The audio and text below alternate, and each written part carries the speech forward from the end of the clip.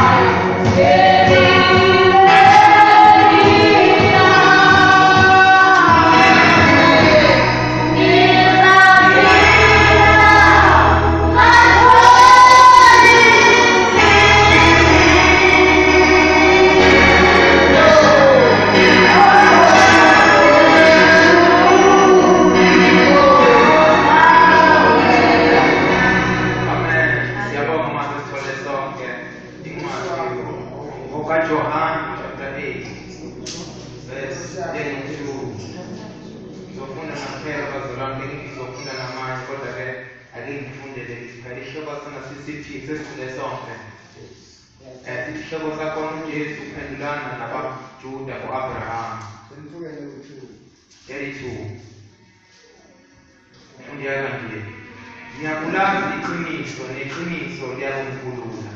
Sesifundele sisithi Babe ngamini kaJesu Kristu lapho esedlule uNkulunkulu wethu ukhuluma ngomntwana wakho sizigcina ngendlela zikamoya egameni likaJesu sizigcine izizwe bese liyawenza umsebenzi egameni likaJesu kuyabonga ngesenzo yakho kwendawo sizothenga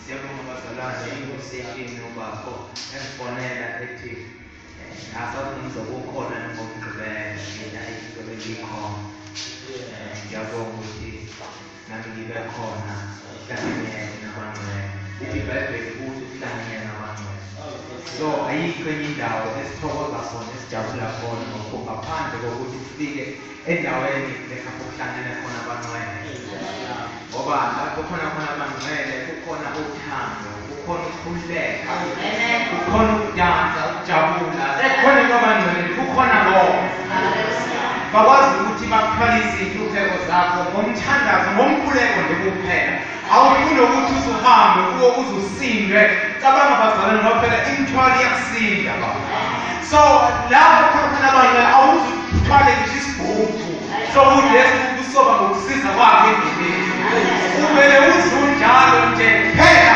kubiza ukuthi ufike ngikaNkulunkulu ngoba ufikile usuku lenhliziyo yakho manje khona abangcwele ilapho khona yonke into ikhululeka kwenzeka lula ngoba sekukhona ipresence kaNkulunkulu singabona sevanini sigcwale iwolo kanti uNkulunkulu akekho into ebalulekile ukuthi uNkulunkulu akekho esikhuluma incwadi engiyifundile namhlanje uNkulunkulu unikeze yona izolo kade ngibuya kwenye indawo kuseni nje ngabo koshawo 8 qhamuka kwenye indawo ukuthi khuluma ngokuthi le ncwadi esifundile ukuthi iqiniso niyakulazi neqiniso liyakunkulula ngibuka ukuthi uma ngabe esho kanje uSimakade usho ukuthi uNkulunkulu mangabe iqiniso niyakulazi iqiniso liyakunkulula usho ukuthi kahle besingekho eqinisweni imama nje sisaya eqinisweni cabanga uJesu ukuze ezemhlabeni wasuka ezulwini bayimali ezemhlabeni lapho thina sikhona lapho siboshwe khona wabezwa kuJesu wayeNkulunkulu wangekwazi ukuhlala naye ukuthi ngona phela izinto ekhaya so ngenzakala thina kade siboshiwe ngoba siyaphila sikade sisemhlabeni so umhlaba sivumela ukuthi siboshiwe khona so uma uboshiwe into ezakalayo sengicabanga ukuthi mina uboshiwe usadele ahlukene maningi bayathi kwezinye indawo uma bengaphandle ide lakho liyakwazi ukushukuma ukuka amadolo nje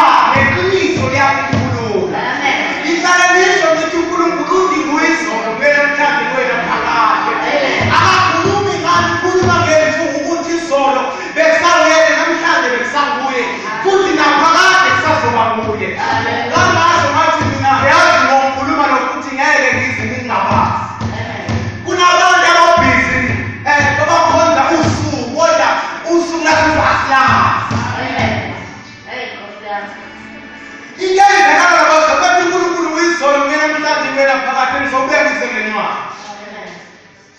Usungayizona sonke njengoba sikhona la ongekho la osekhaya olaphe khona angalibhali noveli ibhali alifuna lidayise lethaba. Uzobe usuku lamanje liqala ekuseni angalibhala ukuthi alidayise lethaba. Kodwa angazi isikhathi bani manje mhlawumbe u-12. Kodwa ngenzakalayo ngekhathi ngokuhamba kosuku uthi yeza ngoba ufoka uthi yeza ngasekho. Yini indaba la usuku aziphathele yena. Usuku lakusasa ekhona nephutho laziyo uNkulunkulu kuphela. Bese kube nabantu abazibona bakhonza usuku. Phela siphindwa leli lesibili nasesazi ngelesishoyo. Noma ngathini bathi kodwa sesazi sesikhuluma uNkulunkulu engasikhulume. Ngoba kathina asikho nokwethu okwakhe ngicabanga ukuthi masithi mina sama youngsters. Siyafunda kwabadala. Ayikho lesiyazi esikhuluma into abadala abasinikeza yona. Ngakho uNkulunkulu wathi thina sijeni yemlei. Ile badalwane inamakhono ubo. Yaqala lokuqala sekunabanye, kwelesibili kusiwe kunabanye, kwelesithathu kunabanye, kwelesine yithi laba. Lapho khona sesibuka ukuthi siyaphi. Asifani nabantu abasezodinga bajikeleze. Okwenza ukuthi sihambe siqondile ukuthi baba ngiyazi ukuthi okanye umsebenzi sakufeza empilweni yami. Akukho yakungwaziyo ngami. Kodwa ngazi uNkulunkulu ophilayo. Yes Lord, yes Lord. So bazalwane ngiyabonga uNkulunkulu namhlanje uzogcwalisa ngamandla akhe. Yena uzosivusa. Lapho khona bengabazalwane iphothele. Ayiqhubeka incwadi ithi babuthi ukuthi kanti wena sekuze u-Abraham wena nantu bani kudala wena no-Abraham uthi mina sebefuna ukukhanya ngamanje ngaleso sikhathi ngoba uJesu bazalwane yena uzolungisa izinto ezaphilileyo. uJesu ngeke alungise okulungile. Ingakho aqhubeka incwadi athi kunzima ukuthi umuntu obebilangene emuseni kaNkulunkulu ngoba konke anakho unakho ngenxa yamandla akhe.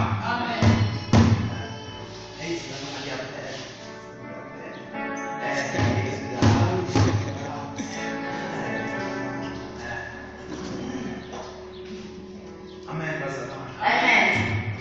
Amen. Isibili bazalwane ngaphandle indabeni le. Isifanekiso lesi sibone abukho nje isibili nami sengizivakela ngisengikhuluma. Siyabonga uNkulunkulu bazalwane. Khona afuna ukuyisho. Ngiyamuzwa. Khona afuna ukuyisho. Khona afuna ukuyisho.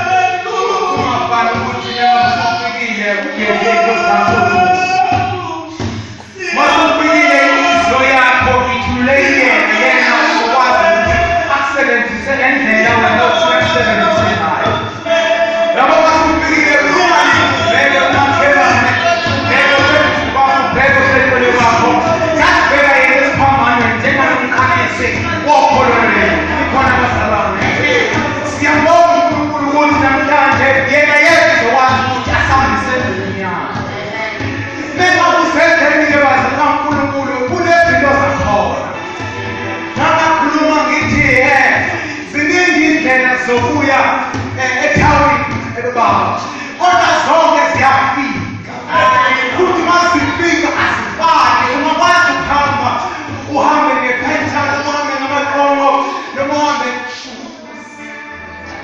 kanyezi kodwa zonke lezo ndlela uzofika eMaritzburg konke leyo ndlela umzali indlela zakhe zinjalo asifani futhi uNkulunkulu usipha iziphiwo ezingafani ingakho umzalwane kumele ukwazi uku-understanda umzalwane ungabi umzalwane ohlulekayo ukuthi uba nemimbeki iba umzalwane okwazi uku-understanda lithi iBhayibheli ukuthi yafike ezozozo ngaleso sikhathi wayengekho ekhaya uma ngabe engekho ekhaya lithi iBhayibheli walala entabeni ezozozo wadoda waqedwa naye wayengekho esimeni sokuthi adoda kodwa wayengekho entabeni so uNkulunkulu mengabe ezokusebenzisa noma uNkulunkulu ebiza usuke ungekho on-position usuke ungekho endaweni yakho usuke ukwenye indawo so ngaleskhathi usebhenjini ngaleskhathi ubuka yonke action eyenzeka enkundleni uzukwazi ukubhala isikhala obona ukuthi siyaqela sazokwenza sikhuleka kakhulu la abantu asemdonse kakhulu isikhathi abangezenga isikhathi kumele ngisebenze ngaphambili kodwa siyabonga abazali ukuthi uNkulunkulu yena uzosivuselela eyimvuselele nabazalwane kuphela ilapho uNkulunkulu ethi khona masidlulise khona sidilise khona amanethe ayikho enye indawo uNkulunkulu angathi masifake khona amanethe ngaphandle kwale kusukela ukufaka amanethe sinamanethe futhi ahlukene uyakwazi ukuthi ube nenethi then bazala kwazi ukuyiphosa olwandle uyakwazi ukuthi ube nenethi then enenenduku ezimbili olufaka emfuleni wena uyifake ofisi sebekhamba ngasese bangenenethi futhi uyakwazi ufisa ukuthi ukhiphe ngosinga udolo lodwa kuphela ingakho ngithi uNkulunkulu usipha iziphiwo ezingafani so inetha ibuya lokhu ishinqwaba abaningi lephoswayo kuthi usinga udolo lubuya newamfisi ngoba usukelile nabashone bebanjalo singabasho uNkulunkulu kwanje Andreas noSimon uthi senzoba ngabadoba babo sawuyaphambana ukuthi doba kanjani kuyaphambana uNkulunkulu unikeza yena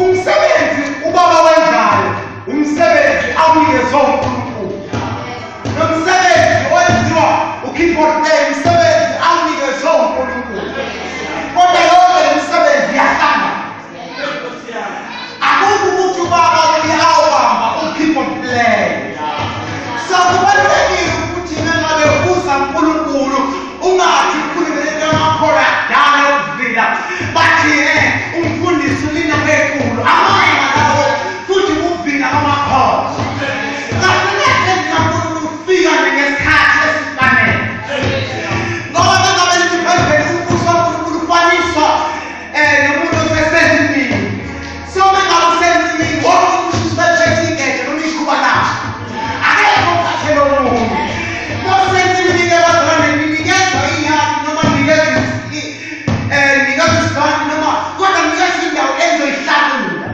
akukho ukuthi okunyathi mina ngokufika sonke siba on time sisebenze uzele endimini so yilo ukuthi umfundisi lina kwenkulu amakhola ngoba esikwenza ukuvila nempilo ikhuluma ngithi mawufuna njena ngokupheka ukakuseni ngo-6 uphele ukudla kwasemini nakwantambama ungasibone emini kuyashisa ilanga namabhodi ngo-12 ngo-12 kuhlala nilethe kuthi ngabo ukwazi isitambama usuyaqala phela bekudla kwasini uyalungiselela uyazakha so nakhona khona uNkulunkulu usubhinja ukuthi samele nenze ukuthi engakususekwenza uNkulunkulu kulibisela abantu abathi umfundisi lina wethu kakuqala seyishintshile izinto ivangeli alishintshi kuphela abantu abashintshayo loko kumele ukwazi ivangeli lakudala kusayina